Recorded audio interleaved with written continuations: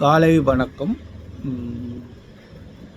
நீங்கள் criminal side practice பண்ணும்போது உங்கள் கிளைண்ட்டோ உங்களுக்கோ கூட தவறு செய்த அரசு ஊழியர்கள், காவல்துறை அதிகாரிகள், நீதிபதிகள் மீதெல்லாம் வழக்கு போடணும்னு தோணும் இல்லையா? அப்போ வழக்கு போடும்போது குற்றவியல் நடைமுறை சட்டம் பிரிவு 197 வந்து நீதிபதிகள் மீதோ அரசு ஊழியர்கள் மீதோ நீங்கள் வழக்கு போடணும்னா அவங்க மேலே வந்து சேங்ஷன் வாங்கணும், முன் அனுமதி பெற வேண்டும் அரசாங்கத்துக்கு.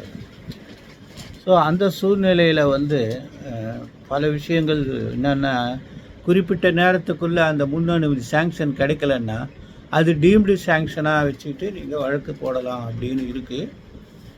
அதுதான் முன்வழி தீர்ப்புகள் சொல்லுது. இந்த 197க்கு ரிலேட்டடாக 218 விஎன்எஸ்எஸ் நடைமுறைக்கு வந்திருக்கு. அதில் 120 நாள் டைம் கொடுத்துருக்காங்க சேங்ஷன் கிராண்ட் பண்ணுறதுக்கு கால வரையறை. அது இல்லாமல் அதில் வந்து பல குற்றங்களுக்கு வந்து சேங்ஷனே தேவையில்லைன்னு சொல்லியிருக்காங்க. அதனால் அதை 218 படிச்சுக்குங்க. இந்த வழக்கு வந்து ஒரு அம்மா வந்து தன்னை வந்து செக்ஸுவலாக ஹராஸ் பண்ணதாக கம்ப்ளைண்ட் கொடுக்குறாங்க. ஸோ அந்த பியூரோ ஆஃப் இந்தியன் ஸ்டாண்டர்டில் ஃபுட்டு வேலை செய்கிறாங்க. அது வந்து ஐசிசினா இன்டர்னல் கம்ப்ளைண்ட்ஸ் கமிட்டி, போஸ்ட் ஆக்டில் prevention of prohibition and redressal act, workman place, woman on workman place act பிரகாரம் கமிட்டி வைக்கிறாங்க. அதில் இருக்கிற சிக்கலுக்கு வந்து எஃப்ஐஆரும் போடுறாங்க. என்ன 354, 509, 192, 197, 204, 218, 202, 120.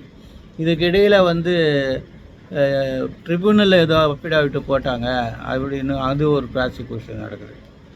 இதில் என்ன, இந்த உச்சநீதிமன்றம் என்ன சொல்லுதுன்னா, புதுமையாக இருக்குது இந்த தீர்ப்பு. AR 2025, Supreme Court 1308, AR 2025, Supreme Court 1308. இதில் என்ன சொல்கிறாங்கன்னா, நீங்கள் சேங்ஷன் வந்து கொடுக்கலன்னு டீம்டு சேங்ஷனு இந்த கிவன் கேஸுக்கு அப்ளை ஆகாது அப்படின்னு சொல்லிட்டு அது வந்து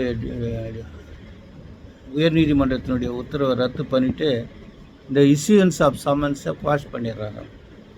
ஃபேக்ட்ஸ் அந்த மாதிரி இருக்குது. அதனால் அதுவில் இது இல்லாமல் இந்த என்ன ஓவர் என்தூசியாஸ்டிக்கு டிராஃப்டிங்கு வந்து கொஞ்சம் கிளைண்ட்டுக்கு வேறு, அது படித்த கிளைண்ட்டுன்னா அது இந்த மாதிரி கிளைண்ட்டுக்கெல்லாம் கொஞ்சம் அதிகமாக தான் ஹராஸ் பண்ணுவாங்க. அதுலேருந்து நம்ம தான் உஷாராக இருக்கணும். ஊர்பட்ட செக்ஷன் போட்டிருக்காரு 354 சரி, 509, 120B, 192, 197, 204, 218, 202, 468, 471, 506 பார்த்து இது மாதிரி ஓவர் என்தூசியாஸ்டிக் அலிகேஷன்ஸ். அதனால் இந்த கேஸு நிற்காமல் போயிடுச்சு. எதுவாக இருந்தாலும் இதில் பல முன்வழி தீர்ப்புகள் இந்த சேங்ஷனை பற்றி சொல்லியிருக்காங்க. அதனால் வந்து அது இல்லாமல் நிறைய சேங்ஷனுக்கு நிறைய வழக்குகளில் வந்து அஃபீஷியல் டியூட்டியில் செய்யும்போது தான் சேங்ஷன் தேவை. அன்அஃபீஷியலாக போலீஸ்காரன் பணம் வாங்குறது, மிரட்டுறது, சிவில் கேஸில் தலையிறதுக்கெல்லாம் சேங்ஷன் வாங்கணும்னு அவசியம் இல்லைன்னு சொல்லியிருக்கேன். இருந்தாலும் இந்த ஜட்ஜ்மெண்ட்டை பார்த்து வச்சுங்க. காலை வணக்கம்.